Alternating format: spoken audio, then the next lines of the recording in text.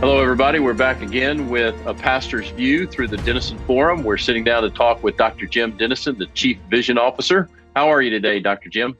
Doing well, Mark. How are you? Doing good. Mm. So looking forward to this conversation. So much revolving around our world in a big way around issues of integrity, accountability. How do we relate to authority? How do we do that in a Christ-centered, Christ-focused way? Mhm. Have you bumped into that topic lately?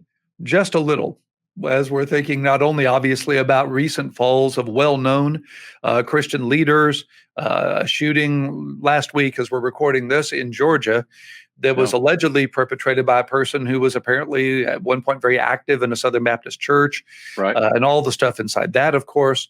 It is an ongoing, has been obviously all across 20 centuries of Christian history. And go back, you can go back to David and Bathsheba. You can go back actually to the first sin in the Garden of Eden, right? From that Right. point forward, we are fallen people. And the basic temptation in all human nature is to be your own God, whatever that means, whatever that looks like. And so having a conversation about integrity and accountability is never, unfortunately, out of date or out of style. Right.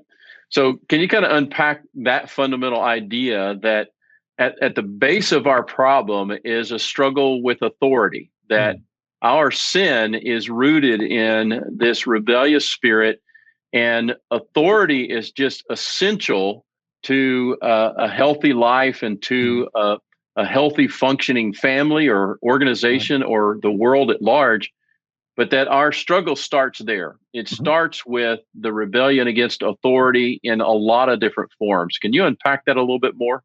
Well, you're exactly right. You're back to Genesis 3. The first temptation was to be your own God. That's the only temptation there is, Mark. I mean, every Mm. temptation you and I are going to face today is just a version of that story. Be your own God by stealing this or lying about that or having this thought or saying those words or gossiping here or slandering there. Just be your own God. Be in charge yourself. Look out for number one, pull your own strings, as they used to say. Be on the throne. Be your own king of your own kingdom, right? Right. It's what Milton projected to Satan in terms of the fall of Satan. Don't know if Mm. that's biblical so much as it's more the way Milton saw it, but this idea, better to rule in hell than to serve in heaven, kind of the thought. Whether Right. that's actually biblical, it certainly is human nature. And whether it's the first outcoming of that, Cain and Abel, whether it's David deciding he's going to be his own God with Bathsheba, whether it's the nation deciding to be their own God and rejecting the prophets and their warnings, whether it's being their own God relative to Jesus as Messiah, all the way forward up to today. Those are just various versions of that same story of wanting to be in charge. It's what Friedrich Nietzsche called the will to power. He Yeah. said it was the basic drive in human nature, and he's exactly right.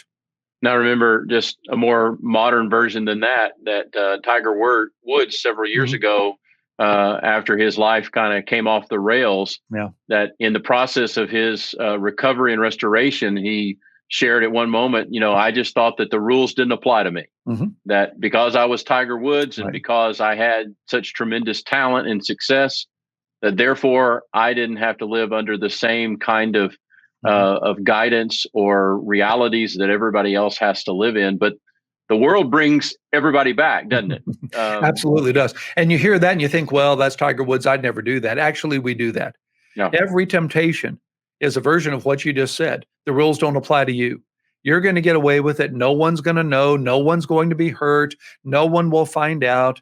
You're that one person in all of human history that's going to get away with this. Is what the enemy likes to whisper in our ears, and it's what we like to say to ourselves. Some years ago, Mark, I heard a preacher say, I've never forgotten this: sin will always take you further than you wanted to go, keep Mm. you longer than you wanted to stay, and cost you more than you wanted to pay. And if Right. right now you're thinking that doesn't apply to you, you're being lied to. Mm. It's just a simple fact of fallen human nature. Right. And I think the other lie that we sometimes buy into is well, if anybody gets hurt, it's just going to be me. Right. And since I'm the only one taking the risk, then Mhm. I can do that for myself. That kind of becomes a self-idolatrized approach to life. And the truth of it is that no person is an island unto themselves, right? There's no such thing Mhm. as sinning where you're the only one that's going to be Right. affected. That just doesn't happen, right? No, Satan's a great economist. One of the first churches I pastored, we had a counseling minister on our staff who taught me that. He loves to throw one rock in the pond and have the ripples touch every shore. Mm. loves nothing more than to tempt David to sin with Bathsheba. And the next thing you know, Uriah's been murdered. Then the next thing you know, their child dies. Then the next thing you know, his family falls apart. And the next thing you know, 35 or 3,000 years later, we're still talking about David and Bathsheba, none of which David could have imagined when he sees Bathsheba and the Mm. whole story starts. Well, I think Satan actually, I can't prove this biblically, but I think Satan, as a great strategist, actually has kind of a ladder in mind here. He wants you to think you're getting away with it so that you'll keep climbing this ladder of influence to a place where when you finally do fall, not only is the fall more injurious for you, but you're going to hurt more people on the way down. Mm.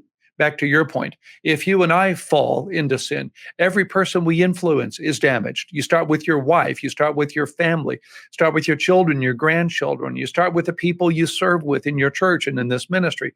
Then you think about everybody that's hearing us right now, or anybody with whom we might have any influence at all. All of those are the ripples that touch the shores that Satan wants to attack by attacking us or anybody else that has any kind of influence on any level. So you're exactly right. The next time we're tempted, we have to think about the innocent people that will be hurt. And if you think that won't happen, that's part of the deception. Right. And I think not only the people that we are already connected to, but those that we could be connected to Great going point. forward. And Yeah. then, I was talking about this yesterday with my church, that what we come back to is what we see in David's story of recovery as well, Mhm. when he finally says, Lord, against you and you only have I sinned and Yeah. done what is evil in your sight.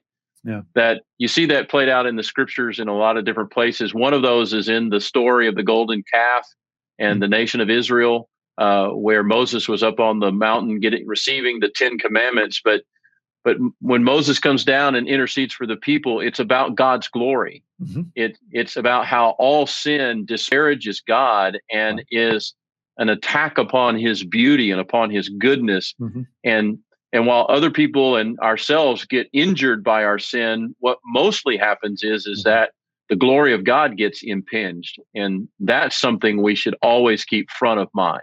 Absolutely. That's ultimately what Satan's up to. He can't attack God, so he attacks God's kids, God's Right. children, knowing the best way to hurt me is to hurt my kids and my grandkids, right? But if he can do that in a way that's not just the story of Job, it's the story of getting me to sin by virtue of the attack, well, then the one that I claim to serve is disparaged as well.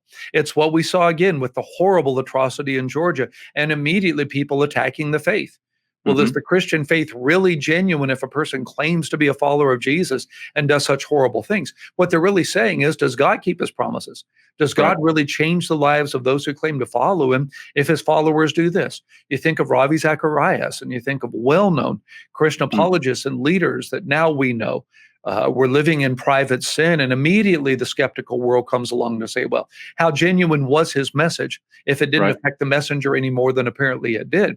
It's Satan's attempt to demean the Lord, to dishonor the Lord, to undermine the message of the Christian faith. All of that's in play here. All of that is what the enemy is up to when he tempts you and me into sin.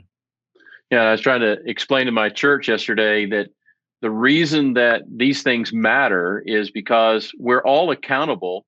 And the reason that we're accountable is because we are so valuable Mm. in the experience of what this world is all about. And that we, because we carry uniquely the image of God Mhm. stamped upon every human life and upon every human heart, that goes right to what you're saying Mhm. about the devil attacking God's kids, because he can't directly attack God except through his kids. Mhm. And that makes us uniquely important and incredibly valuable. And that's why our choices and our accountability is so important as well. And why the need for transparency is Yeah. so important.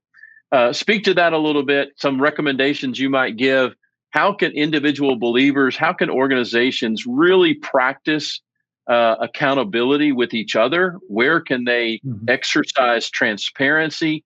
Mhm. Uh, there's a lot of things that you can do. Nothing particularly guarantees, because sin Right. is so pervasive and the devil is so capable at deceiving. But there are some things you can do to protect yourself. We talk often when we talk about David and Bathsheba how he didn't go where he was supposed to go. He Mhm. stayed home when he should have been out with his army. Right. What are some things you can recommend for us in terms of being transparent and maintaining high integrity? Yeah, the first thing to do is admit that we can't do it ourselves. Right. That's one of Satan's great strategies, is to get you alone, right? And think that you can win this tug of war by yourself. So he drags you inch by inch into the quicksand, into your trap. Every single day, we start the day by saying, Lord, I need your Holy Spirit to be in charge of me. It's Ephesians 5:18. I ask you to show me anything in my life that's displeasing you. I confess what comes to my thoughts, and I ask the Holy Spirit to take control of my life. I literally enthrone him. I dethrone myself and enthrone him every single day. Start your day that way. Plug the drill in before you turn it on. Put gas in the car before you start the engine. Start your day by getting alone with God and submitting to God as your authority. And then through the day, stay submitted. Through the day, keep asking the Lord to lead you and guide you, bless you, and use you. Even in this conversation, I've been praying for the Lord to guide our conversation. I've heard myself say things I didn't plan to say it, as I believe the Lord has been guiding, and I'm so grateful for that. So it starts there. It starts with an admission, I need your help, and a desire to seek your help. Second, Lord, I need each other. Every image of the church in the Bible is a collective image. A body with many parts, a vine with many branches, no solos in the book of Revelation. So who are my accountability partners? Who are the people with whom I can be transparent, who will be transparent with me? Who have I empowered to ask me hard questions? Who are the people I've been transparent with? There's a thing called integrity therapy, Mark, that if you and I were practicing, I would tell you a secret I don't want anyone to know. You would tell me a secret you don't want anyone to know. Now we each have something on the other, and that gives us a level of confidence that we can trust each other, right? Right. It's a little bit of traction, as it were. And inside that, there's somebody with whom we can be honest on a level that we can't with others, where we have that kind of conversation where the Nathan can come to the David, hopefully before the sin occurs. Or I see this happening. What can we do about this right now? On a third level, there are some things we can put in place, and you've already mentioned some of them. I love Billy Graham's rule of never being alone with a woman that wasn't his wife. He would not go into a hotel room first, just in case somebody was there that would make an accusation. If he was alone on an elevator and a woman got on, he would get off. He wanted to protect his reputation that much. He never saw technology first. There was always someone around. There's something called Covenant Eyes that I recommend, which is a way by which your internet can be seen by somebody else and theirs can be seen by you. In our ministry, everything we do online is available and can be seen through our tech department. And they have filters up that would block things that are dangerous. Would urge you to do that relative to media for your family, for yourself. And then the last thing I mentioned very briefly is the first time you see a warning flag, act on it. Again, to speak to Ravi Zacharias, when there were some accusations made a few years ago that he denied, that now we think were more believable, his board asked to see his private devices. He refused, and they did not press him. They should have pressed. They would all say that now. They have said that now. I don't mean to pile on to them. They've been very transparent and apologetic about that. At the time, they just didn't, they had no reason they thought to believe that that was necessary. If you see something, say something. If there's smoke, there might be fire. I'm not asking you to be too proactive and be a one-person investigating crew necessarily, but if you have a sense that something might not be right, if you have a sense of a concern, take a step, pray, ask the Lord to lead you, show you what to do. Have the courage of Nathan to be used in the life of a David, and know that God will redeem whatever he allows. He'll redeem your courage, and he'll help that step be used for his glory and our good. Right. Some good ideas and some great suggestions. We practice many of those things here in our church. And one thing I've learned over the years is that I don't really feel like anybody can take your accountability and make you accountable, but you can give it away. That's right. You can choose to give it away. And one of the questions that you need to be asking yourself and that others need to be asking is, who have you given your accountability to? Who have you given that permission to? And that opportunity, as James says, to confess your sins to one another and to have that openness and vulnerability. I think that's actually really where we really become deeply connected to each other. I think when people celebrate together and when they serve together, they get close. But when they shed tears together, especially about over their own brokenness, that's where they really feel safe and connected. And that's where the deepest levels of trust can grow. So we hope folks will take these opportunities and grow in that integrity so that Christ will be honored and so that the message will go forward, both in its own integrity and in the integrity of the messengers who bring it. Thank you all for joining with us today. We hope that today's conversation's been helpful. Dr. Jim, thank you again for being a part of this. Privileged to be with you, Mark. Thanks so much.